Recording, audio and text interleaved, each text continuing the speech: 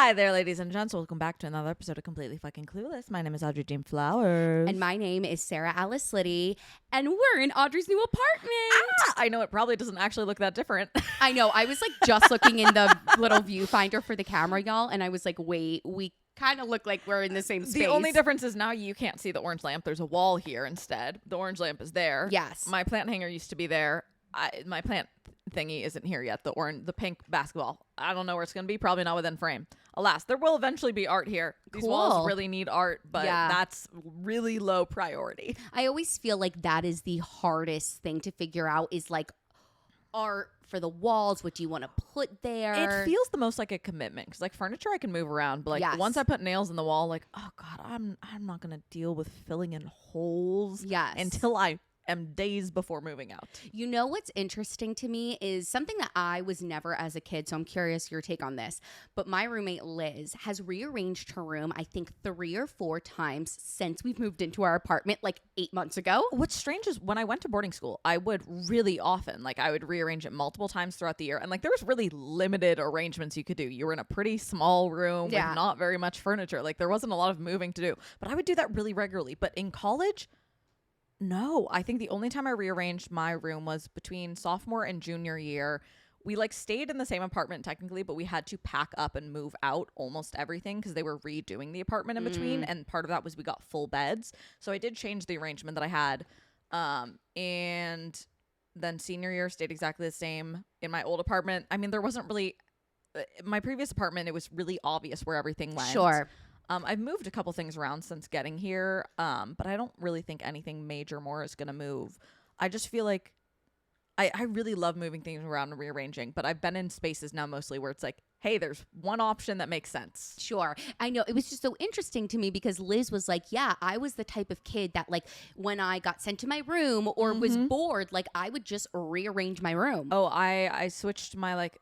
I had a twin bed for most of my childhood and I would move it all around. And then I one time fully like switched it up so that like how I would sleep, my head wasn't against the wall, you know, the way that would make sense. Yeah. I put a bookcase behind it, you know, a thing that isn't that sturdy, and I would sleep that way, like just fucking around with it. Yeah. I was never that kid and I'm still not that person. Like I still have like a lot of the same furniture as I did when we were in college, never really rearranged in college. However, I've been sort of debating rearranging my bedroom, but like a part of me feels like it's wrong because I really don't want my headboard to be on the same like wall as like the door. It's just like the feng shui, like the openness. It doesn't feel right. But so it's summertime in the city, y'all, and we are now having to put like ACs into our wall. Into our window. I currently only have an AC unit in the main area because the other one keeps getting delayed, which was really annoying because it was supposed to be here at the same time, so I was supposed to only pay once to get them installed, but now I'll be paying twice to get them installed. That should be illegal. That should be illegal. That's not fair. Mad at you, Amazon.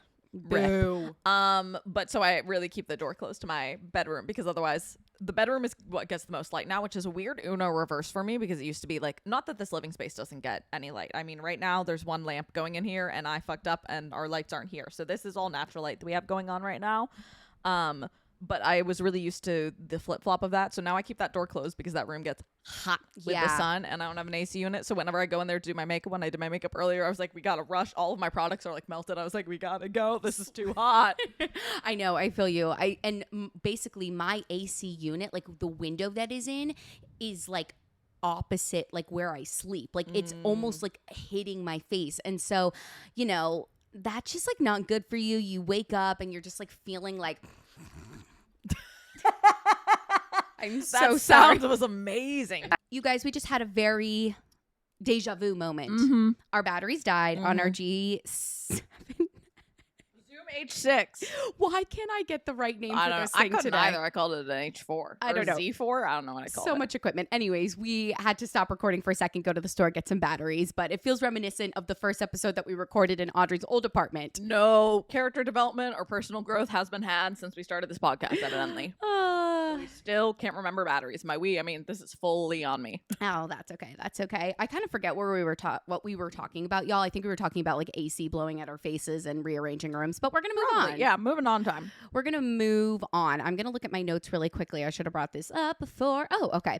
So do you have a clueless moment? I do have a clueless moment. That's what I was going to lead into. Amazing. Clueless moment of the week. Ba-doom. Okay. So my clueless moment of the week, and I can't believe that I don't know this, like, as a woman, and I'm curious if you know this. You aren't supposed to flush your tampon. Yeah, no, you're not supposed to. Like, the actual thing that comes out of your hoo-ha. My mom had told me, like basically she kind of was like, in public toilets, sometimes just let it happen. And I'm not going to go fish it out if it happens, but no, yeah, it's very bad for... And like flushable wipes, those are very bad. You should not, flushable wipes should not be flushed. I've never flushed wipes, whether they're flushable or not, but nothing but toilet paper. Toilet paper is really designed. You know how toilet paper, the moment it gets wet, just really falls apart? Yeah. Yeah, that's a pro. It's meant to do that. Okay, because yes, it will break up, sure. I'm just like, holy shit, I have never thrown away my tampon. I still do it sometimes. I just had no idea. I was listening to another podcast and they started talking about how, like, because similarly, when I saw those signs like in the bathroom that says like no feminine products, I was like, what idiot is like taking their applicator and putting it in the toilet? Like, no. That's what I thought that they meant, was like people are just like taking like the wrapper or the applicator and they're putting it in the toilet. No, they mean the tampon. I am shooketh, you guys. Like, I still haven't done it since figuring out this information. Well, I don't think I had my period when I found this information out, but it was just like such a moment where I was like, holy shit, I've been doing this wrong my entire life. I felt the opposite. I had been told like, really don't put them down. So then the one time where like, I forget, this was when I was younger. Like there's some situation where like there wasn't another option. My mom's like, just flush it. And I was like, we can do that? Yeah. I thought the toilet would just explode. Oh my gosh. Yeah, my mom never taught me that. And I had like a very specific birds and the bees talk with my mom where I had no talk ever. Oh my gosh. When I got my period, I went into the bathroom, put in a tampon, told no one. Shut up. That is so brave. Honestly, yeah, I can't believe I did that, considering like how much of like a honestly minor hypochondriac I was as a kid. Yeah. The fact that we were on a skiing trip, it was when I was in like 5th grade. We were up there with another family. I just went in, put in a tampon, told no one. Wow. I was the first one of my friends to get it. Wow. Okay. Similarly, I was one of the first of my friends to get it. And I believe it was the summer going into 7th grade or going into 6th grade. I don't remember. And I was at a friend's house. I wasn't even with my mom. And I went to the toilet and there was blood, brown stuff all over my underwear. And I don't remember how like this happened, but I think I ended up telling my friend. She told her mom.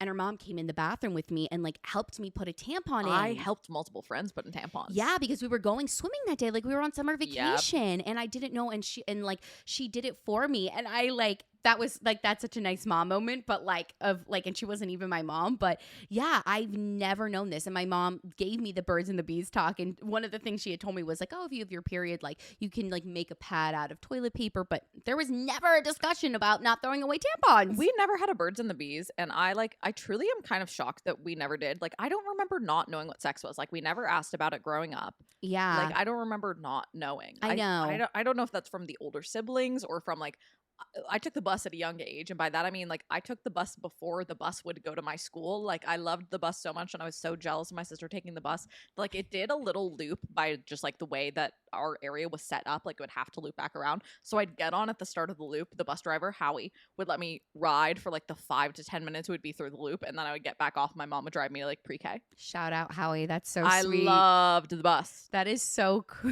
As a kid, I would fall asleep on that bus, and then Howie would have to double back to where my stop was because I would wake up after we passed my stop, and I had to go, Howie, I'm sorry. He started because like I was eventually reached the point where my sister and I were the only one getting off my stop. Then eventually it was me only getting off at my stop. Yeah, and so he would be like, Olivia, where are you? Get off the bus. Aw, that's so cute. Yeah, I don't remember how I found out about what sex was, but I do have a very vivid memory of like the first time my mom like acknowledged it with me. We were sitting at the dining room table. I don't remember what we were doing, but Jamie Lynn Spears from Zoe 101 had just gotten pregnant. At like, 16, 17. And my mom asked me if I knew how she got pregnant. And I knew, but I was too like shy or embarrassed to say it. So I told my mom that Jesus put a baby in her belly. I sipped at the wrong moment. I fully almost spit that out. Wow. Yeah. Jesus. Yeah. So yeah. I respect that answer so hard though. You went, I'm a good child. Jesus put it in her? I'm a good Christian girl. No, I think no. We were never Christian. We were Catholic. I mean, I still am Catholic, but don't. Yeah. I thought Catholicism was in Christianity. It is. It's like a branch of it. Yeah, guys, I'm not very religious, but you know, certainly not. I went to CCD, but my family stopped going to church after I was no longer in church choir. They had a great church choir. Church choir words. But do you have a clueless moment of the week? I do, and Sarah and I kind of already briefly discussed it just by sheer coincidence, and I brought up to her. I was like, "This is so funny." I literally wrote this down as a clueless moment of the week. Why am I picky for knowing what I want? My mom does a thing, and a lot of people in my family do a thing where we'll be talking about something, and I'll say, I'm picky about X, Y, and Z. And their immediate response will be, oh, you're picky about everything. And to the point where I actually now cut it off because I know it's coming. I want to rid the word picky from my fucking vocabulary. And I finally reached the point of being like, I've gotten called picky so often, and I would agree. Absolutely, growing up, pretty picky. I mean, I wasn't a picky eater or anything, but I've now started pressing back on people, of like multiple people, like my best friend and my sister being like, okay, why am I picky? Can you please tell me why I'm picky? Like, what makes me picky? And the only thing either of them have come up, at least maybe they're trying to be nice and just don't want to say it to my face, in which case, fucking own up to it. Say it to my fucking face, bitch.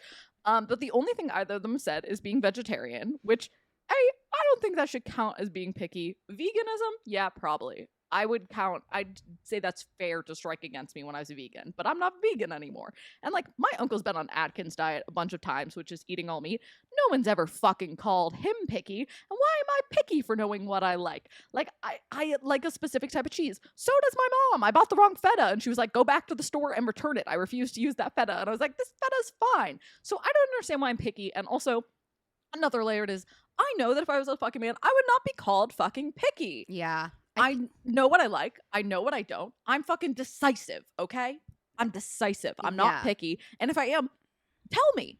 Yeah, I think a lot of women are deemed as picky. You know, my mom and I are both deemed like finicky. Like my dad will use the word finicky a lot. And I think, you know, sometimes I love my mother. She'll go overboard with it. She's very picky about her cocktails, her drinks, and you can tell instantly. My parents will send wine and food back. Exactly. The only time I say anything about food is if there's meat in it and I don't eat meat. And even then, I'm incredibly apologetic. Yeah, no, my mom is like very like similar in that way. Like, and I kind of understand it, especially as you get older, you're paying for things, you know. And I think to a certain extent you should speak up to yourself, like for yourself, excuse me. Like, for example, like there's this whole trope around like women at the nail salon and not being like, even when it's ugly, not being able to say anything and being like, oh yeah, I mean, I've even seen people with tattoos being like, yeah, they drew it on me and I was like, oh, that's wrong and not what I want, but I didn't want to be rude. And again, it's especially women, because women are trained to value being polite and not being rude over their safety, preference, anything. Like, it's a big thing of people go and say about like women's safety. If you do and think you're in a situation that is weird and there's something suspicious, fight that urge to be polite and not rude. Yes, because that is how so many women like will go and tell stories where if they make it to the other side, they're like, I didn't want to be rude, so I went along with it, and then they end up getting like kidnapped or having something horrible happen to them. Yeah, 100%. And so I think a lot of the time I've been thinking a lot about this like trope of women not like speaking up at the nail salon, and it's something that I've worked on, which seems so like silly, but I think it's a great practice. Like, it's a great place to practice, especially because there's a lot of women in the space. Yes. So it's not like you're trying to like fight the biggest beast, which is like, you know, a man or something or whatever it is. And so like, and I agree with you. I think a lot of the time women saying like, oh, hey, like I don't like this, or hey, like I asked for vanilla in my coffee. There is no vanilla in this. Like, can you put like, I literally like made Olivia do it for me the other week because I was like so nervous to go back and be like, I feel bad. Like, I don't want to make this person. I don't want to be a bother. Yeah. Yes. Which is so silly. And look, I think there is a difference between being like very picky, like you're constantly like, you know, harping on everything, and I just don't know you as that person. So like, and I think all kids are picky. Like, let's be motherfucking real. Children are exhausting and, you know, a little dumb. Their brains are small and bad, and it's not their fault. They don't know how to do anything. Right. And I feel like, you know, something that I'm learning as we get older is like, children just don't know how to regulate their emotions the same way that we do as adults. And like, there is a level into which, I find it really frustrating of like those things really stick around of like I did tend to be like a more over dramatic kid, and I don't even mean over dramatic. Like, I had high highs and low lows. Like, I wasn't trying to intentionally be over dramatic. It's just who I was. I went to a lot of therapy. I had a lot of problem with anger management. Like, regulating my emotions was really hard. Yeah. But it made it to a point that like people really stopped believing me and my emotions. The point of like, this was less with emotions, but with experiences. I mentioned to my mom the other day of like, oh, a lot of people like really enjoy taking Ubers in the city. I kind of don't like it because a lot of the time it makes me really car sick. Like, especially nowadays that I'm rarely in cars, my car sickness is a lot worse than it used to be. And she was like, since when do you have car sickness? And I was like, I told you all the time as a kid I had car sickness. You guys thought I was just being dramatic. I did have it. You guys just didn't believe me. Yeah. Yeah. And that's a really interesting like whole discussion around like children and emotions, and we don't really get the education to learn how to regulate our emotions, or we're shut down very early on with our emotions. So then like, yeah, we do have this thing where we're like hiding, or, you know, we go through things as adults. So I think that's interesting. But yeah, I support you saying like, what makes me picky? Because I want to know if like you really think I'm being picky about stuff, tell me. But like, I know what I like. I don't think that is a crime. Or like, no. I even with like the idea of being high maintenance, like I am higher maintenance, but I've figured out how to like take care of myself. I don't expect other people to do it. But like, I know what works for me. Like, I leave events early because I'm ready to go to bed. Like, I don't understand how that makes me high maintenance to know how to take care of myself. I'm not making it other people's fucking issue. Yeah. So I don't know how that is such a fucking crime. And it's mostly because I am a woman.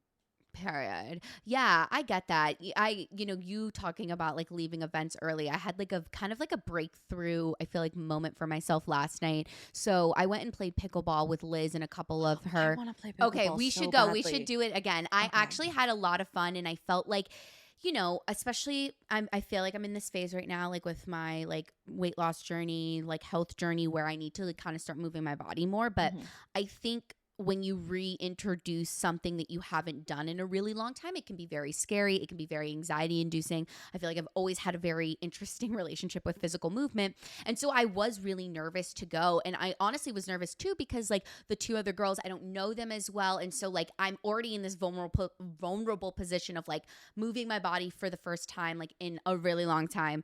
And then like with people that I don't know as well. But I honestly just like, I had a really great time. You know, it's an hour, which is very manageable. Like you can take breaks because there's places to sit and everything. So yes, I'd love to go again.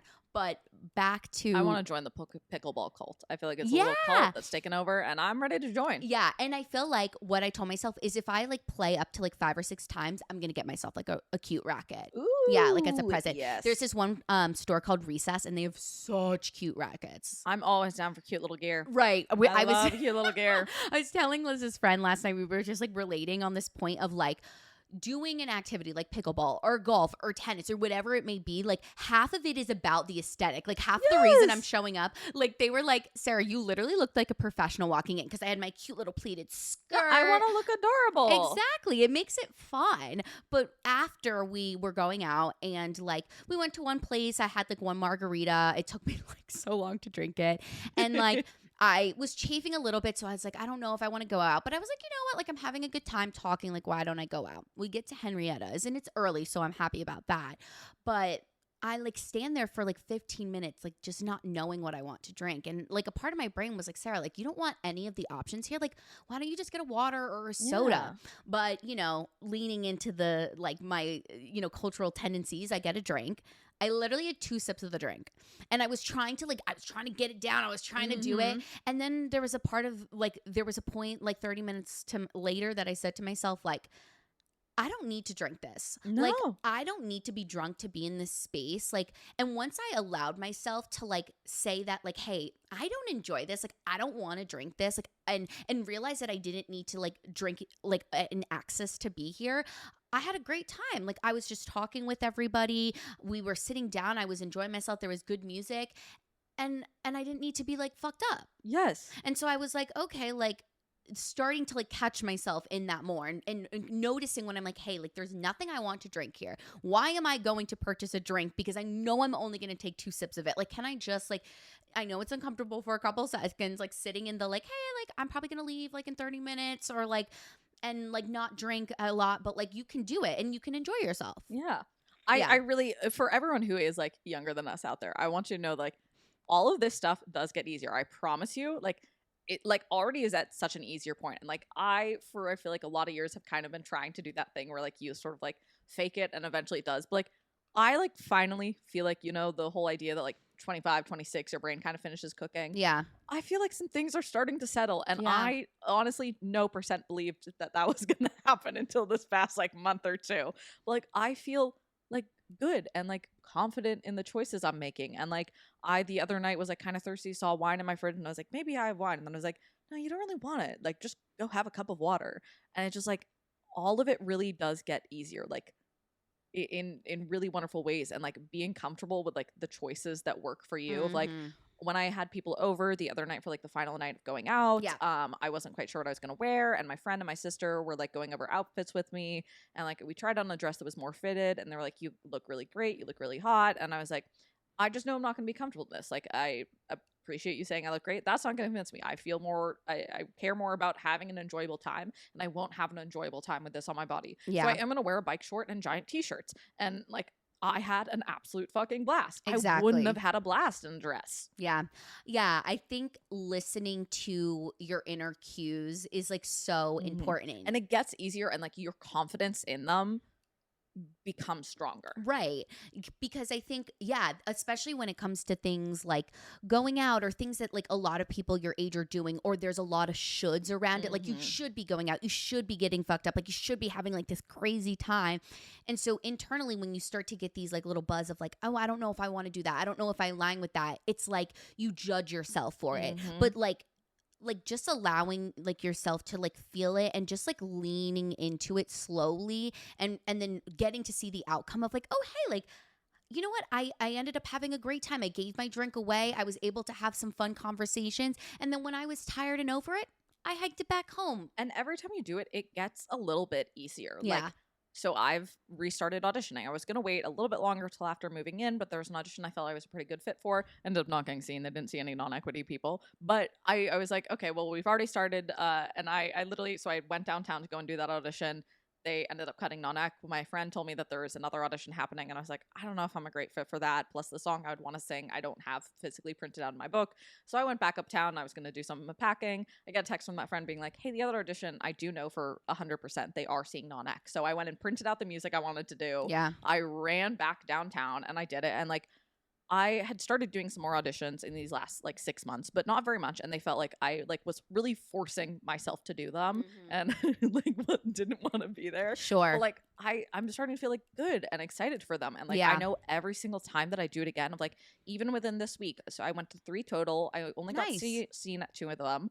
The first one, I honestly did a bad job. I did a pretty bad job. I mean, vocally kind of fine, but like acting, bad, very bad. I was the most stiff. I all of a sudden realized, like, you know, when people stand with their feet too close together and they look incredibly awkward? Sure. Me, the whole time I was singing. But the second one, I mean, odds are I'll probably never hear anything about it, but I was quite happy with how it went. I had a blast. I sang my little ditty and I got out and I had a fun time. And every time it's going to keep getting fucking easier. You just got to like make it through those first like 5 to 10 times. Yeah.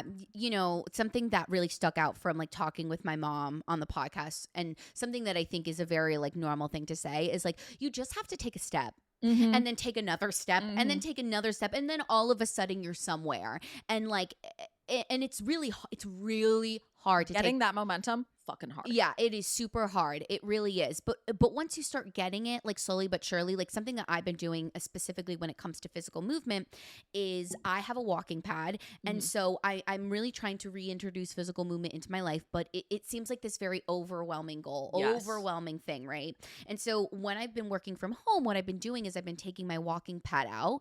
And when I'm feeling inclined, when I need to take a break, when my hips hurt from sitting, I'll get up and walk for as long as that I want want to. The second that my brain says to me, I don't want to be doing this anymore, I get off of it. Yeah. Because that is like, I've been talking about it with my therapist, like about how that makes it doesn't make it feel like a punishment. Yes. It makes it feel something that you're choosing to do for yourself. And then you don't have to. Yeah. Like you're choosing to. Yeah. Right. So yeah, I think, and this will like, so what we're going to do in the second half is we're going to, talk about our New Year's like resolutions. I listened back to the episode that we did. I didn't. We talked about it beforehand. I can't ever go back. I don't want to hear any of my previous thoughts. Honestly, it was a really great episode. I was listening to it and I was like, wow, like, I just feel like I'm sitting with my besties. Like I was like, I loved it. And your best friends, me, myself, and I. Literally. Sometimes it is hard to like go back and listen, but I kind of wanted to get like a pulse of like where we were because I remember some of it, but 6 months, there's a lot of things that happens. I feel like in another year I can, but I think I need, or maybe even another 6 months. Yeah. But I feel like another 6 months to let things settle before I start digging into the past. It's interesting that we've kind of landed on this like where we're at right now because something that we did talk about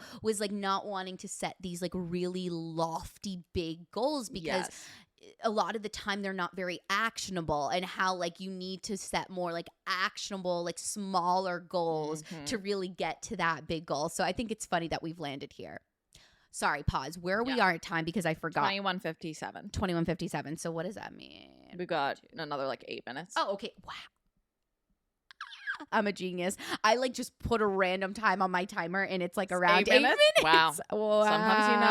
Sometimes you know. But yeah, 6 months since the new year. Yes. 6 months into 2024. I'm feeling good about this year, guys. The first half? Nah. But first half's a wash. We got another second half. Exactly. Back half, we can come back. We're swinging. Exactly. I'm trying to talk in sports metaphors, and I realize I really don't know enough about sports to talk in sports metaphors. Okay. So the thing that I wanted to tell you. Yes. And the reason I like moved around our episodes because I was like, this is a really big moment for me. I have a therapy session with a new therapist next week.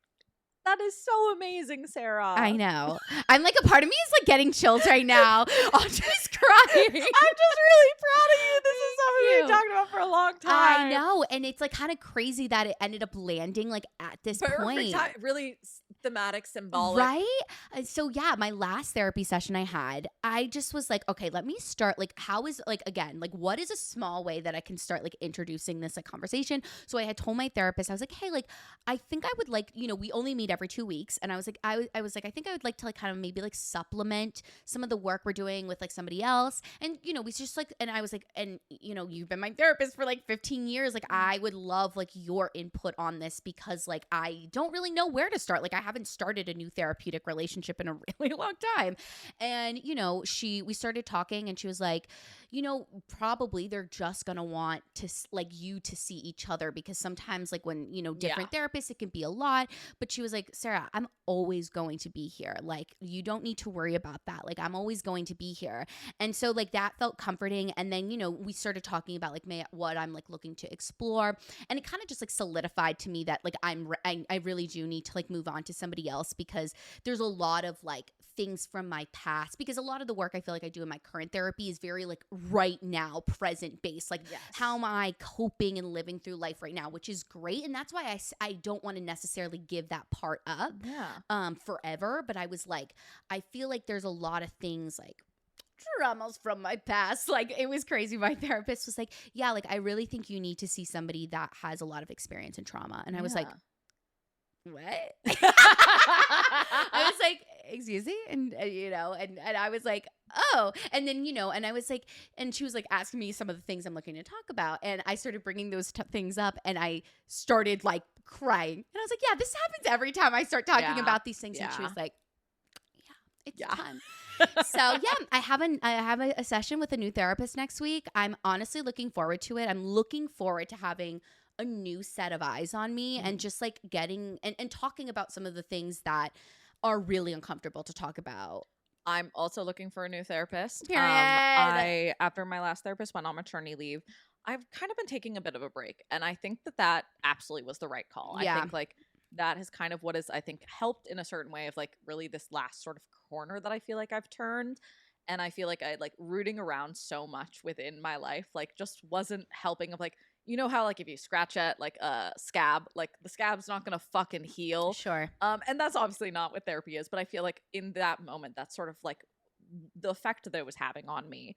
And I'm starting to like look now back into like there is very much some other stuff that I want to sort out. Yeah. But I do feel like I maybe might end up doing more of an every other week just because I feel like digging into like my own shit every single week, like I like it affects the rest of that day and sometimes the next day, which like is 2 out of a 7-day week. Like that's a lot, versus I feel like 2 out of every 14 days versus 2 out of every 7 days feels very different. Yeah. And not that like every therapy session leaves me like absolutely fucking destroyed in any mean, but like it weighs on you to a certain level. Yeah. It's been interesting. I feel like there's been times in my life where I'm able to just kind of like go on with the day. But now that therapy ends up having to be in the middle of the workday, like, oh my God, it's hard. Like, I feel like it, like, currently right now, my therapy appointment, like that I have every 2 weeks, is on a Wednesday around noon. And I just feel like and luckily, like I work home from that day, but I just feel like sometimes it's really hard to bounce back after. Yeah. Especially like right now, I just feel like there's, like a lot of change that has happened in the last 6 months. It was crazy because in that episode, The New Year Knew Us, like I had just moved into my apartment, and I felt like it was before I ended up having like a harder like winter sort of like adjusting. Your first year in the city is hard. I know. It and really it's hard is. in a way that is very difficult to explain. It is. I know that's not helpful for a podcast format, but yeah, it just feels like, I feel like my relationship to New York City has always been so like best of both worlds kind of a situation. Like I was able to go home to this like nice suburb and like get to like drive around my car and feel the ease and the access of that. And then moving to the city has just, it's been challenging. And I feel like I've become a little bit like isolated. We talked about this on the last episode, and it's been very comforting to, start to tell friends and be like, hey, like I feel like I've been isolating myself. Like I'm sorry if I haven't been as like present in our friendship or whatever. And a lot of people's response is like, hey, like I'm dealing with the same shit too. Yeah. So, but new therapist. Okay. But I took some notes for us to chat about what we talked about in that episode. Incredible. So, first of all, thanks for listening back to it. Oh yeah. Well, I was. You always do the listening back for episodes because I hate it. Yeah, I was just kind of curious because something that I think we both went into that episode with is like not really having many like concrete, goals and stuff. And honestly, like I feel like that is for the best. Like I feel like I've, this episode, yes, there was things that we like talked about and discussed, but it feels less like, okay, like what have I checked off my list? And then feeling disappointed when you haven't. And when you haven't done like X, Y, and Z perfectly, and when you haven't like overnight made yourself an incredibly new person. Yeah. Whereas like, I'd say I didn't make any really firm goals for this year. I feel the best that I've felt in fucking years. I really, in a lot of ways, feel like a new fucking person. I don't think setting goals would have fucking helped that. Yeah, I think a lot of the time, especially with social media these days, it's just really like anxiety inducing. And I actually have an example that I wanted to bring up. So basically right now at work, I have this very big project. It's like a 2-month project. And the first month of it is me editing like footage for like a full month. And when I got put on this project, I was like really nervous because I've been on this projects like this before, and they've been hard. It's really hard to time manage yourself. And the first time the project was really hard for me because I struggled with that. And so at first, like it was super daunting. It's like this really big thing. You have all of this work to do and all of this time, and like how do you possibly get it done? Right. And then like I was like, all right, I have to make it different this time. And so, kind of like we've been talking about, I was like, all right, like I'm going to watch all the footage. I'm going to make a plan of all the different things I plan to make. And then like, as you're making them, like I write different notes, like, okay, this is the clean file is done. You need to do copy on this. And so like, and the colors change. And so like, you can like see yourself like inching forward in goals. And it feels better to do it that way. It feels better to not have started 2024 being like, this is what I want to accomplish by the end of this year. because now I don't feel so bad about myself. Yes. Yeah. And I feel like, oh, there are a lot of things that I've grown in. Like, hey, like that first project that you did in January that like you were like kind of having a hard time with, like now you're doing it again and you've grown and you've learned something from that experience. And now you can like set a mini goal within that for yourself, you know? Yes. So yeah, it was interesting to listen to because I was like, I think we both felt like we didn't want to set any too lofty or extravagant goals like you see on social media because we both had experience doing that and then feeling like complete shit. And even like the year before when I tried to set like more realistic, more like broken down goals, like they still were like both too specific and too vague and like just too many. Yeah. Of like, yeah, I think like if you really want to work on something, pick like maybe maximum 3 things and you need to really break them down and figure out what actually working on them means. Yeah. I mean, like, and like also you need to allow yourself to like build stamina. Like I think we've both spoken a lot before about how we often want to like make ourselves an entirely new person overnight, and like that's just not possible, at least not for me. And how like I'm even experiencing that now of like I feel like I finally really like I feel like I a few months ago had like a harder time sort of with depression again, of like sort of like a final like not that my depression is over, but like had a final kind of like down before like coming to a pretty good place. Yeah. Give me 1 second, I lost That's okay. completely what I was gonna say. You were talking about how you were in like a down place. I remember that. I just can't remember exactly what I said before that. Me either. That's probably not helpful. Give me like 30 seconds. Okay. I think I might come up with it.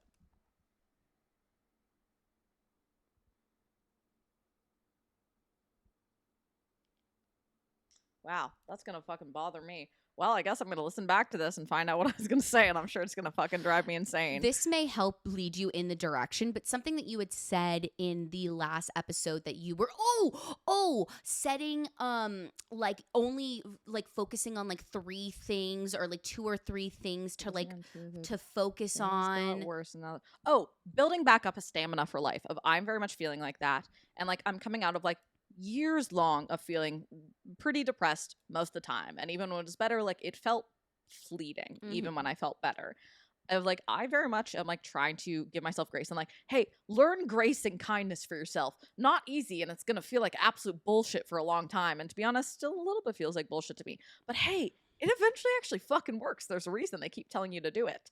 But like I'm still rebuilding like a stamina of like how to be alive and want to be alive. Of like I still like I get fatigued, I feel like a lot easier than I used to, and like I'm still really I feel like figuring out how to like not be like incredibly depressed or on the verge of depression anymore. Yeah.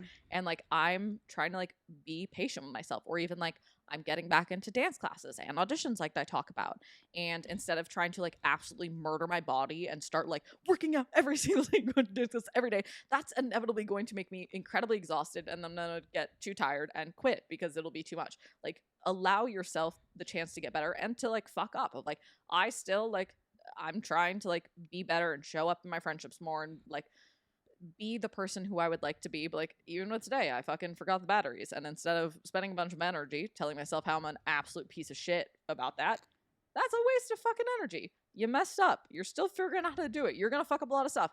I with moving didn't make the best decisions with how to do it, but I'm learning from that, and instead of dogpiling on myself about how like I fucked up everything and I like didn't make the best choices, I'm working with what I got. I'm chipping away at the fucking moving and unpacking, and I'm no better for next time. Yeah, I feel like a lot of life is, like having experiences and learning from them, and then next time around, like, you know. But like getting mad at yourself for not knowing how to do something you've never done is not helpful to fucking anyone. Yeah, honestly, getting mad at yourself in general is just like it's not helpful. And look, I still do it all the time. Yes. Like, I think everybody does. But I let go of it faster than I used to. Sure, yeah. And I like have a little giggle to myself now. And then I go and like put on a silly little YouTube video and I go, it's okay. Yeah, definitely listening to yourself is so like important and something I want to continue on. But now thinking about what I was going to say in response to what you were going to say, but you were, talking about like, focusing on like, like 2 or 3 things instead of like making it like 100 lofty goals. And,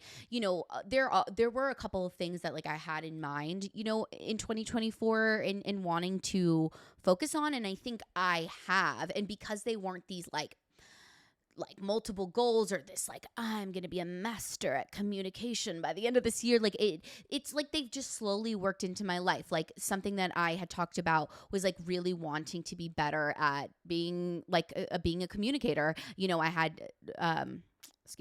I had in 2023, I had like really done that with Olivia, and I was like, I want to extend that into my relationships, not my relationships. Oh my God, words in my head.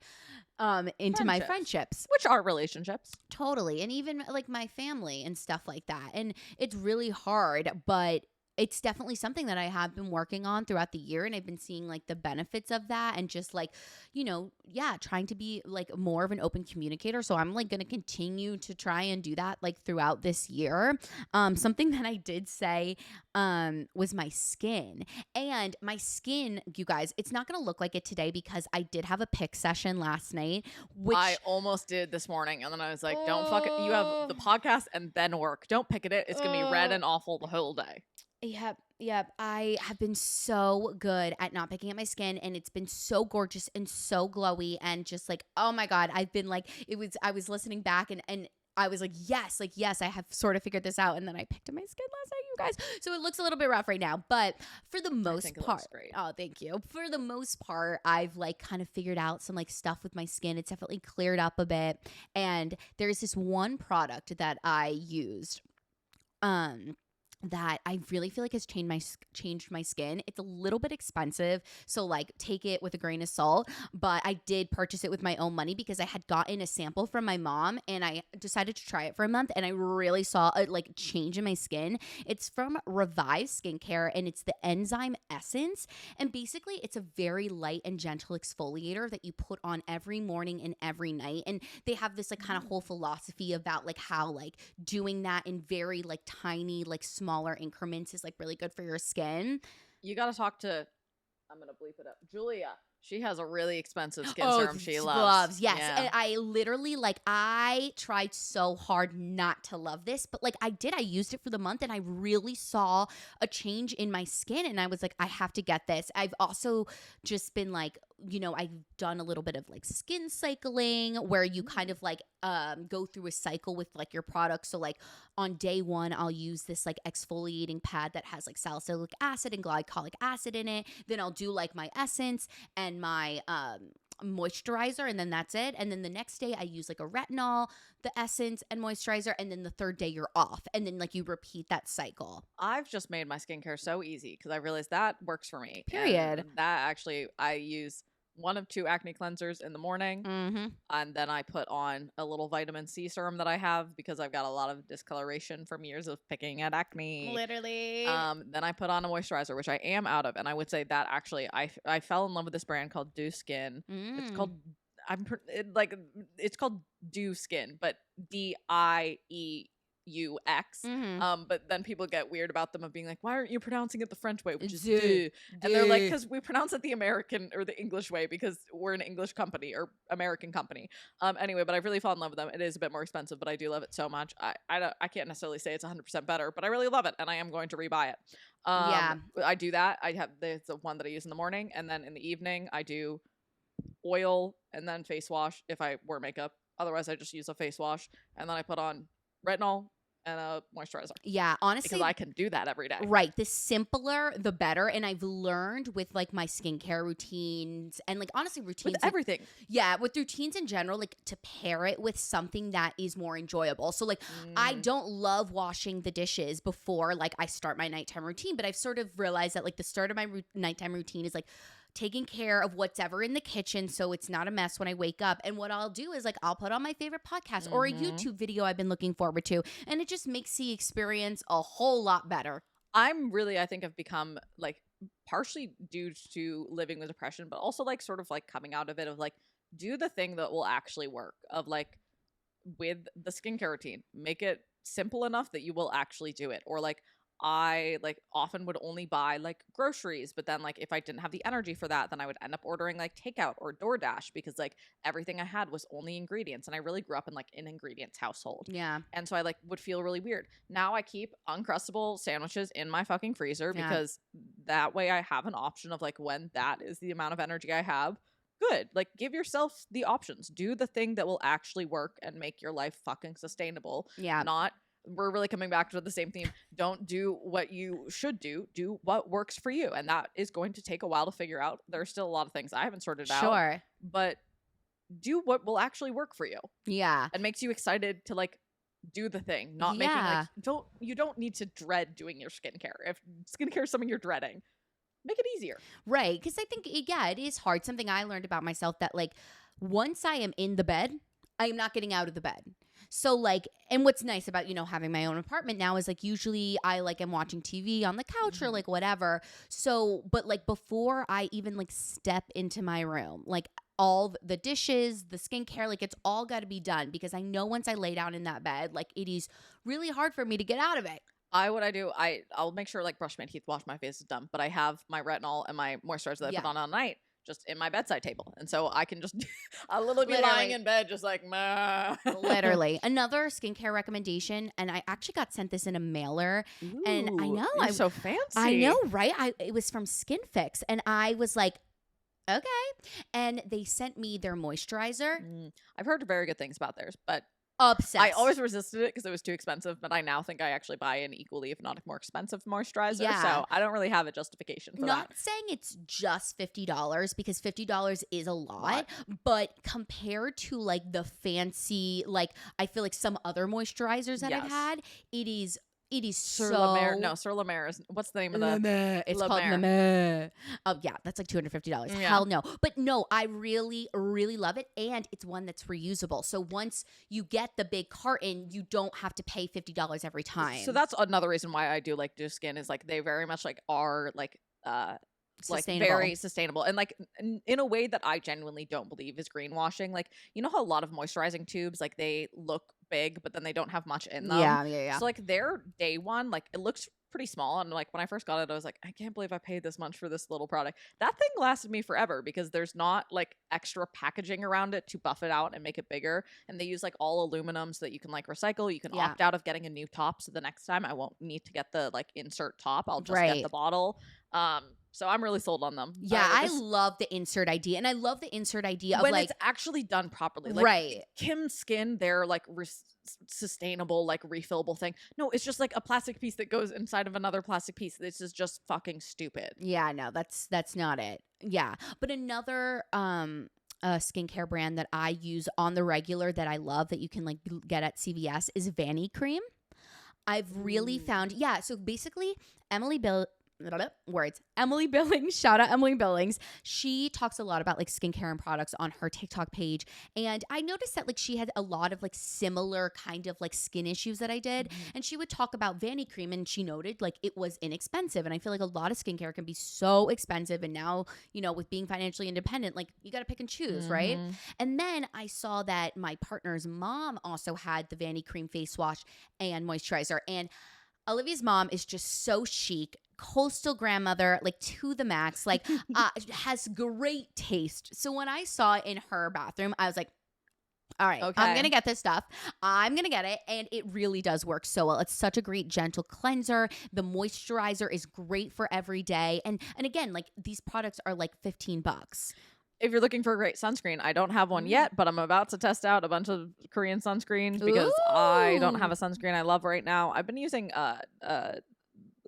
Supergoop, but I don't love theirs. I don't love Supergoop. No, I also don't think it lays well under makeup. So I'm planning on testing some out. I've done some research. I've ordered one. This is gonna be very, very slow testing. I'm probably gonna buy one at a time, and once I finish, I'll go through. But I go through sunscreen pretty quick because I need a fucking lot of it. You're like Olivia. Olivia is. And this is amazing. They'll probably never have skin cancer because of this. They are so crazy about sunscreen. I'm a little less. It's because if I miss a singular square inch of skin, burn. Roasted. Yeah. I use Neutrogena face sunscreen? I'm switching over to try a lot of Korean brands because something that I've now since learned about is the US hasn't approved a new sunscreen filter since like 1990 something, like over 25 years ago. So they've come out with better screen filters that we just haven't approved for a variety of reasons. And as someone who needs all the fucking help they can get because skin cancer is just kind of inevitable in their future, unfortunately. Knock on the wood, girl. That's not wood. There's not wood in reach of me. I'll knock on it later. We're knocking. We're virtually. Or virtually. Here, let me just knock on it, just in case. Just in case. Gotta have good juju. I need the best sunscreen there fucking is. So you know what? Talk to me in a year. A brand recently took a bunch of influencers to, and I want to say it like this because Makeup by Michaela went Korea. She's like, get ready with me in Korea. It's like she just like really like emphasized Korea, but a couple of influencers went, and one of the influencers I really like went, and she was talking about this, about how like the sunscreen in Korea is better. And honestly, that whole trip got me more intrigued in Korean like skincare and everything in general. Yes. So maybe I'll have to try one, or I'm definitely going to suggest that to Olivia because they're super worried about skin. I'm gonna give 2 to my father because that's gonna be my Father's Day gift to him because he nice. also. He technically has my complexion, and by that I mean if he didn't have years in which there wasn't really sunscreen around for him to put on, he would have my complexion. He almost gives the appearance of tan because all of his freckles have merged. Oh God. And he's had issues with skincare. I mean, I'm joshing around, but like that's been a serious issue. Like he has to be very careful with sunscreen. And so I want to get him on one. And I know he's like not great with skincare stuff. So I'm like, okay, there's some that are also kind of like meant to be moisturizing. I'll do that. I'm going to get him 2 options. And my plan is that this is going to be a long-term plan. I'm going to give him 2. I know more than 2 options would be overwhelming. He'll have the 2 to test. Once he eventually picks one will go to be like extra sunscreen that's like in the car or whatever. Yeah. And then little by little, I'm going to give him like 2 different options. He'll pick between one, and eventually we'll reach the ultimate sunscreen. I love, at least for Jeffrey Flowers. This plan that you've thought out. Yeah, he's not really going to know about the plan. I'm going to keep him in as the dark as possible. Sure. I feel like he'll find it overwhelming and won't want to do it. But if I kind of sneak and trick him into doing it, I think he'll enjoy the end result. Okay. So something I want to ask you, because you said this on the episode, was something that you were hoping for this year is you want to like yourself more. How's that going? I like myself a lot more. And like, I really don't know how to explain it. And like, I really feel like I've like kind of turned a real corner in these past couple months. And like, I can't fully explain why, to be honest. I like wish I had an answer of like how you fix depression. But I don't. And I do like, I genuinely feel like I finally am like the years of work that I've been doing of like trying to rebuild the entire way that I operated and viewed the world is finally starting to pay off. And like, all of that feeling like being kind to myself and like whatever with being absolute bullshit is like finally starting to like kind of pay off. And like I feel like I like still probably from the outside seem like a very similar person to who I was, but internally I feel incredibly different. Yeah. Of like I like something that has confounded me for a lot of my life is people have called me positive and optimistic for most of my life. Yeah. And like I remember we even did an exercise in college where like part of it was like having your friends have them describe you. Yeah. And the one I got over and over again was some version of positive or optimistic. Yeah. And I truly did not feel that way internally. And I still don't feel that way internally all the time, but I don't feel like such a fraud. And like this has been like a few years coming, but like I've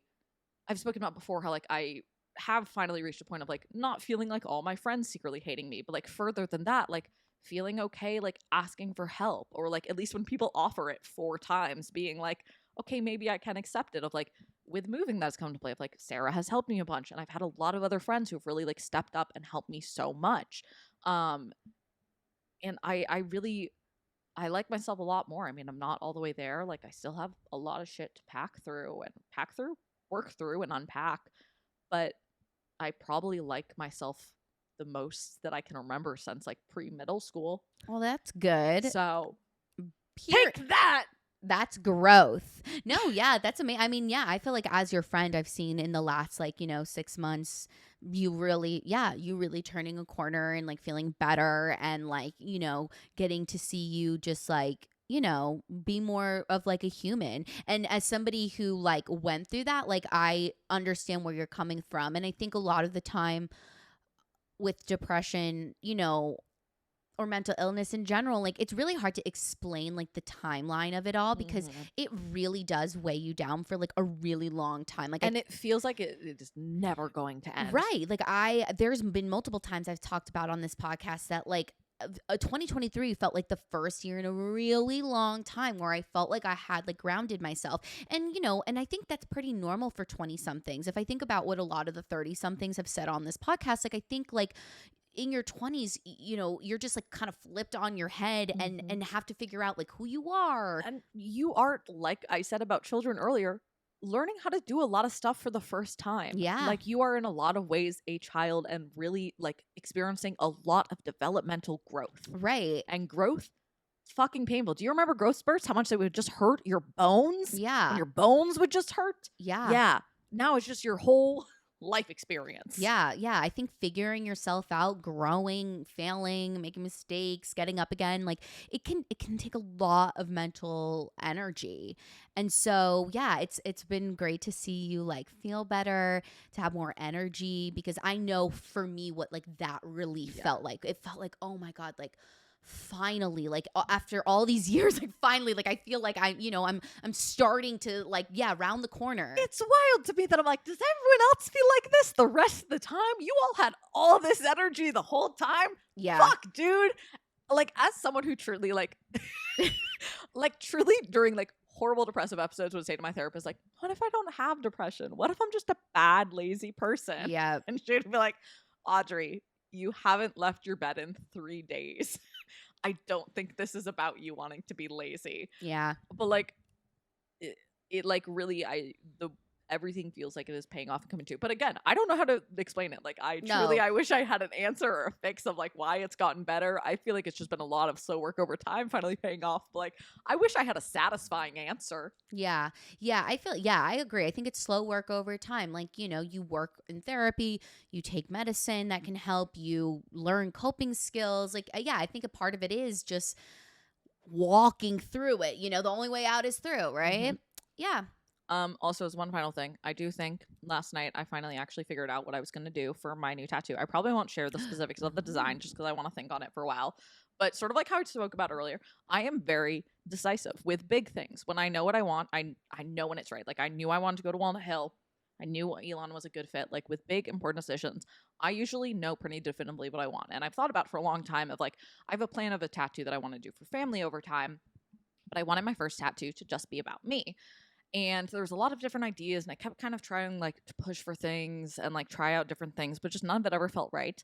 And last night, I'm not gonna lie, it was inspired by a TikTok I saw, which actually was fully stolen from a Tumblr post, hilariously. Love. But it was a TikTok that was a repurposed Tumblr post that was about not about depression, but about actually grief. And it was in tangent of this poem and also talking about this orca in the wild who her calf died and she like carried around the calf for years.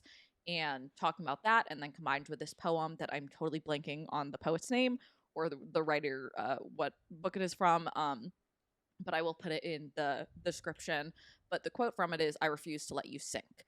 And it was actually about like depression or about grief and like holding on to someone's memory and refusing to let them sink. Yeah. But that idea of like refusing to let them sink of like, I'm so thankful. I'm going to get sad, guys. I'm going to get weepy. But I've had so many people who have refused to let me sink. And like, even with myself, like I wanted to sink a lot of times. And I am so, so grateful to all the people who didn't let me sink. It particularly felt really poignant because that's really beautiful. When you said it, it hit. I was like, yeah, that's like, because I think you can apply it to yourself. Like, I refuse to let myself sink when you're going through a hard time, and then like for the people that are around you. Particularly because like I over and over again, and like trying to explain to my therapist how I felt throughout times of depression, like came back to various metaphors of being like in the middle of the ocean and like not keeping a water, which I feel like is a very common. But it just like it felt right. I immediately started crying. It was like like trying to go to bed too, and I was like, this is a bad time to cry. I sketched out a little thing of what it's gonna look like. Cute. A horrible sketch. I probably won't show you guys because it looks bad, but this is the rough of what I want it to look like. I love it. I can't wait for you to show that to a tattoo artist. Yeah, they'll like, you know, they'll figure it out. I mean, I probably won't get it for at least another year. But I love it. I know, and that's absolutely what I want to do. That's a good See, point. I'm not picky. I'm decisive. Period. Mic drop. We're ending the episode. Aw, this is cute. I can't wait to listen to this back in before 2025. Anyways, you guys, thank you so much for listening to the podcast. If you like what you are hearing, you can follow us on Instagram at Completely Fucking Clueless. And on TikTok and YouTube at Completely FCKING Clueless. Also, it's will be a bit into Pride by the time you hear this, but for us, Happy Pride is the first day of Pride. Yes, it is the first day of Pride, the best month, period. And I licked the mic. Yeah, but thank you guys for listening. Don't forget to like, rate, review, subscribe, all the things. Have an amazing Tuesday. Have an amazing week. And don't forget to be motherfucking clueless. Bye, you guys. So